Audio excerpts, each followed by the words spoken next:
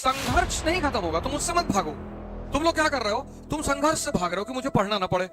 तुम संघर्ष को खत्म करने की कोशिश करते हो, वो कभी नहीं खत्म होगा। तो तुमने क्या किया है, तुमने अपने मन को इतनी पॉइंट्स पे लगा रखा है, इतना भय क्रिएट कर रखा है अंदर अपने। उसमें सबसे बड़ी ड्रामेबाजी है प्रेम, लेकिन करना चाहिए, मजा बहुत आता है। इस दुनिया का सबसे प्यारा नियम यह है कि जो जितना बड़ा मूर्ख होगा उसके उतने ज्यादा दुश्मन होंगे। 12th का जो लड़का है उसकी तुम अगर बॉडी लैंग्वेज देखो, अभी स्कूल के सामने छुट्टी के वक्त खड़े हो स्कूल के सामने, और 12th के लड़कों को देखो, ये 2-3 बटन खुली है, ये कॉलर ऐसे खड़ा हुआ है, और 16-17 साल के लड़के से कोई भी दिक्कत बता दो, कोई भी, कि भैया वो मकान मालिक बहुत परेशान कर रहा है, उड़ा दे।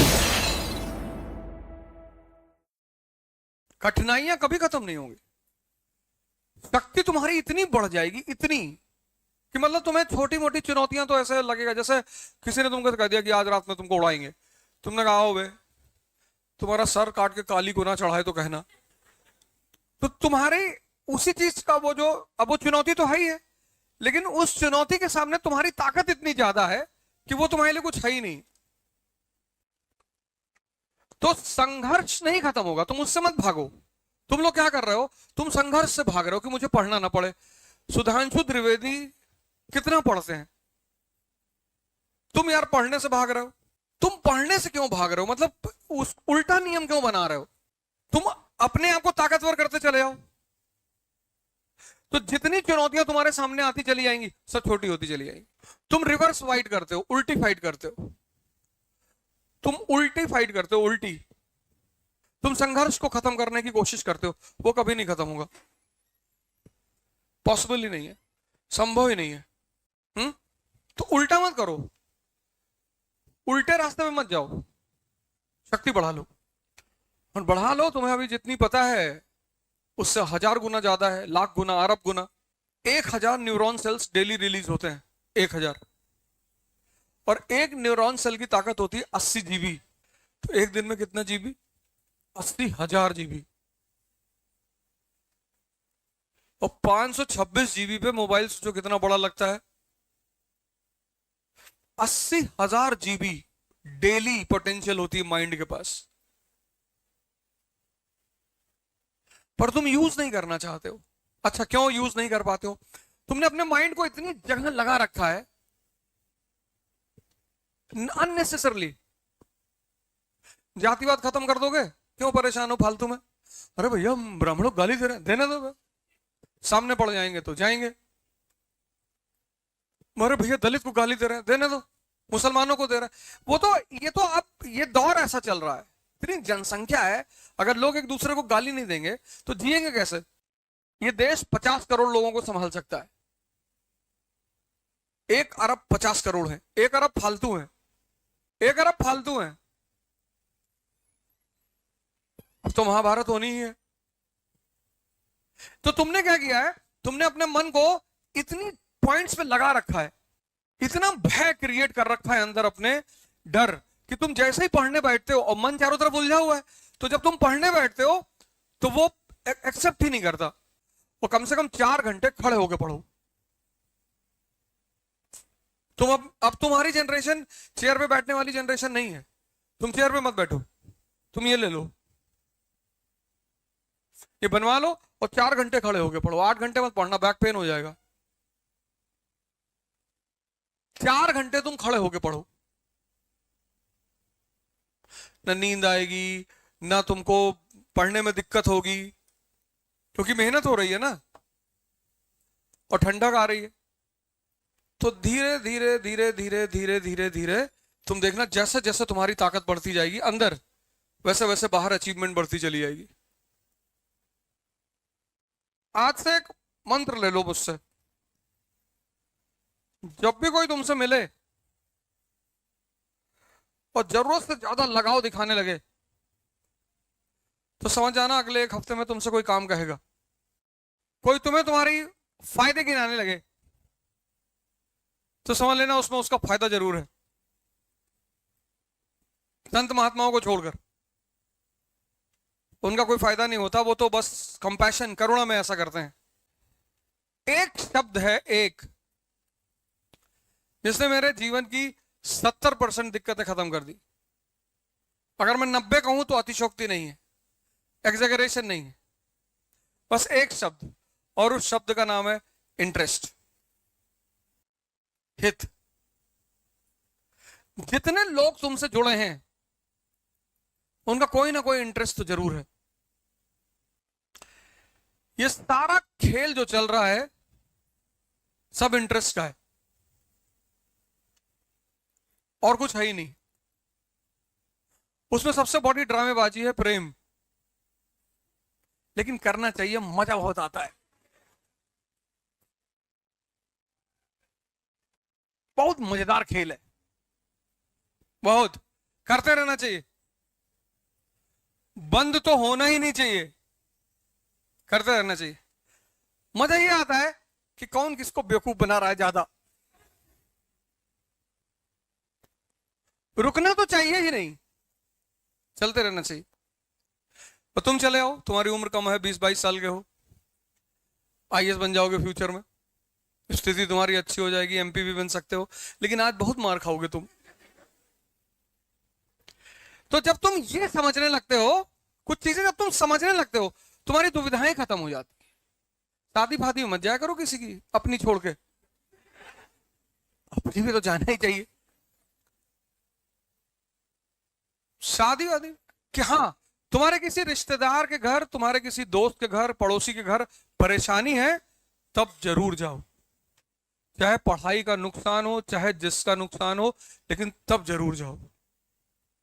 इंसानियत खत्म नहीं होनी चाहिए। मतलब तुम्हारा पड़ोस में कोई आदमी बीमार है, तुम्हारे दोस्त का पिता बीमार है, और तुमको 2 दिन उस पिता के साथ हॉस्पिटल रहना, एकदम रहो, कुछ नुकसान नहीं होता। इंसानियत खत्म नहीं होनी चाहिए, वो बरकरार रहनी चाहिए। क्योंकि किसी की भी मुसीबत में जब तुम मदद करते हो तो वो तुम्हें दुआ देगा, और वो बहुत पावरफुल चीज है। मतलब दवा से लाखों गुना। कभी तुम गीता पढ़ोगे तो उसमें तुम्हें 3 तरह के कर्म पता चलेंगे, कर्म, अकर्म और विकर्म। ये संत होते हैं ना, ये विकर्म करते हैं, विकर्म मतलब ये जागृत हो चुके हैं, इन्हें कर्म करने की जरूरत नहीं, लेकिन फिर भी करते हैं। तो जब ये फिर भी करते हैं, तो वो जो कर्म करते हैं, अब इनको कर्म की जरूरत तो है नहीं, लेकिन ये करते हैं, तो इनके पास वो सेव होता रहता है। वो जो आशीर्वाद का कॉन्सेप्ट है वो यही है। तो इनके पास चीजें सेव होती हैं, तो उस सेव कर्म को ये किसी को गिफ्ट में दे देता है। से कोई कैंसर का पेशेंट गया, इन्होंने उसके सर पे हाथ रख दिया, जाओ,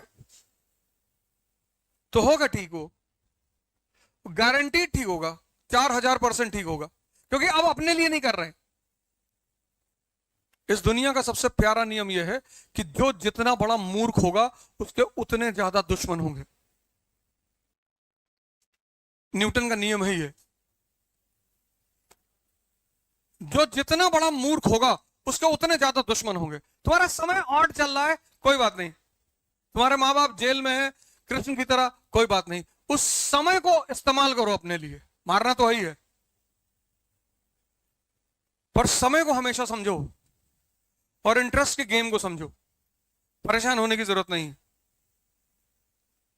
जिसका दिमाग का दायरा बड़ा हो गया, वो तुमको तो डर लगता है इस वक्त ना, क्योंकि तुमने अपनी शक्ति को अभी खोला नहीं है, तो तुमको डर लग रहा है कि भगवान किसी तरह से कोई नौकरी मिल जाए बस। तुम अभी भयभीत हो, क्योंकि तुमको शक्ति से अपने परिचित नहीं हो तुम। तुम्हारा हाल हनुमान जी वाला है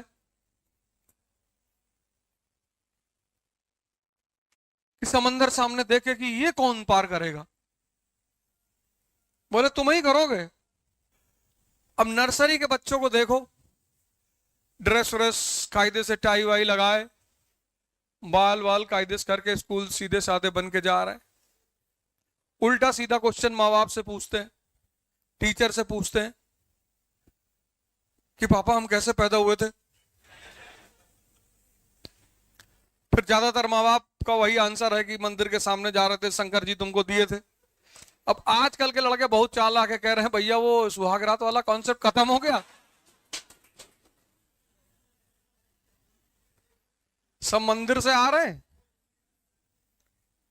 5 का जो लड़का है वो चुप हो जाता है, समझने लगता है धीरे धीरे, तो थोड़ी सी चीजें पकड़ में आनी शुरू हो जाती कि ना ना ये सब तो झूठ बोल रहे हैं, खेल कुछ और ही है।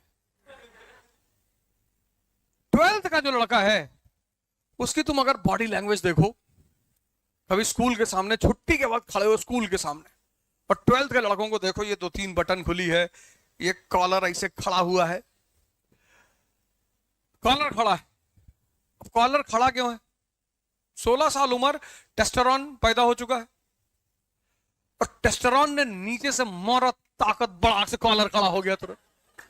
और वो 16-17 साल का जो लड़का है, अगर तुम उसकी बॉडी लैंग्वेज देखो तो सीधे कभी नहीं खड़ा होता वो।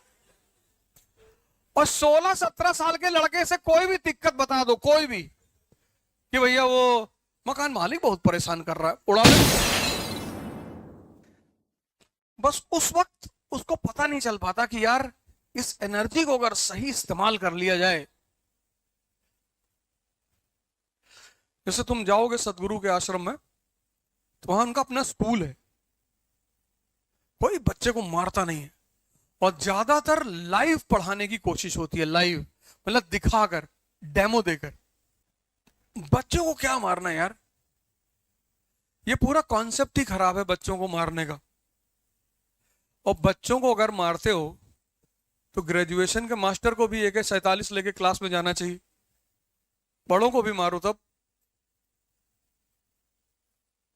बच्चों को तो पढ़ाई के लिए बिल्कुल नहीं मारना चाहिए, मतलब मैं तो इस बात के एकदम एकदम खिलाफ हूं कि बच्चों को तो मारना ही नहीं चाहिए। हाँ, कभी कभी साल में एक बार टॉर्चर करना चाहिए, पर एक बार, और उस एक बार से उस बच्चे के मन में यह रहे कि भैया इससे बदतमीजी ना करना। 1763 का जो अमेरिका है वो किस क्लास का अमेरिका है? 12th का। अब वो नहीं पूछेगा किसी से कि हम कैसे पैदा हुए थे, उसको जियो सब बता चुका है, अब उसे ये सब जानने की कोई जरूरत नहीं। एक 22 साल का लड़का रात में 2 बजे घर लौट कर आया, पिताजी दरवाजे पर खड़े, और पिताजी ने लड़के से पूछा कि कहां थे, और उसने पलट के कहा कि तुमसे मतलब। तो समझदार जो पिता होगा वो अपना स्टैंड तुरंत चेंज कर देगा कि अरे नहीं बेटा, हम तो ऐसे ही पूछ रहे थे, तुमको पता था देर हो जाएगी, मेरी कार ले आते तुम। और अगर लड़के के साथ लड़की है तो उसको रेड कारपेट की जिले इलाही मारना है, लेकिन उस वक्त नहीं मारना है। कभी भी अपने घर के किसी भी सदस्य को बाहर ह्यूमिलिएट नहीं करना है, कभी भी, वो कितनी बड़ी भी गलती कर दे, किसी दूसरे के सामने, चाहे वो भाई है, बहन है, माँ है, बाप है, बीवी है, पत्नी है, कोई भी है, बाहर किसी के सामने कुछ नहीं बोलना है, मुस्कुराना है। अच्छा, अरे वाह यार, तुम तो कार लड़ा आए थे, दूसरी वाली भी लड़ा देना जी भैया। बाहर किसी को पता नहीं चलना चाहिए कि तुमने अपने घर के किसी सदस्य को कुछ कहा है।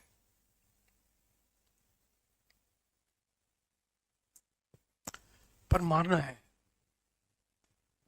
अगर कह दिए कि तुमसे मतलब, तो 11 बजे दिन में दरवाजा बंद करके 3-4 लोग बुलाकर मार, फटफट मारना तो है।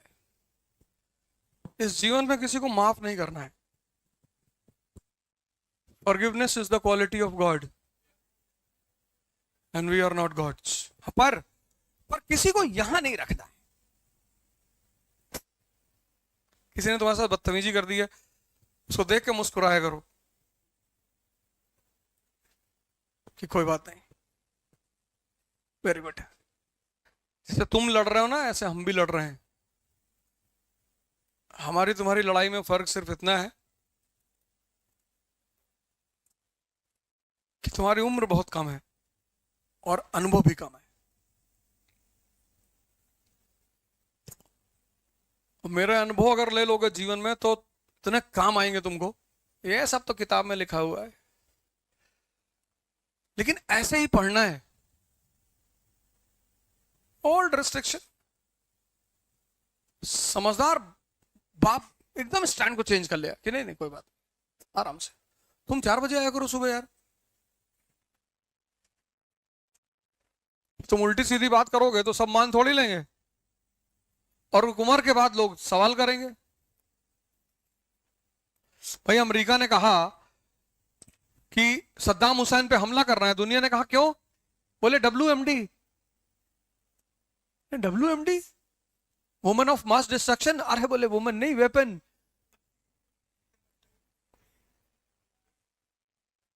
दुनिया ने कहा अच्छा वेपन रखा है ये? बोले हाँ। बोले तब मारो। मारा अमेरिका ने। फिर सीरिया के साथ भी यही किया अमेरिका ने, कहा केमिकल वेपन रखा है। अरे दुनिया ने कहा पुराना वाला तो निकाले नहीं पाए, कहां रखा था WMD? बोले रखा था वो कहीं दबाया है कहीं रेत ओत में।